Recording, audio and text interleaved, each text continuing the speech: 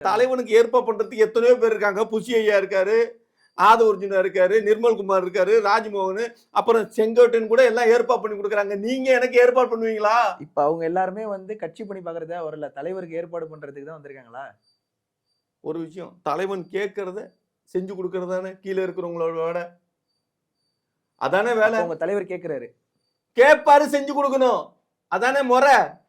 அப்ப ஸ்டாலின் ஐயா கேட்டாருன்னா இவனும் செஞ்சு கொடுக்க மாட்டானா? கொடுப்பாங்களா கொடுக்க மாட்டாங்களா? முதலமைச்சர் அவர் கேட்டா எல்லாரும் எதுவா இருந்தாலும் செஞ்சு. அதே மாதிரி எங்க தலைவரும் முதலமைச்சர் தான் எது கேட்டாலும் செஞ்சு கொடுப்போம். உங்க தலைவர் எலெக்ஷன்லயே நிக்கல அவரு. நீங்க முதலமைச்சரா நீங்க கற்பனை பண்ணிட்டு இருக்கீங்க உங்க தலைவரை.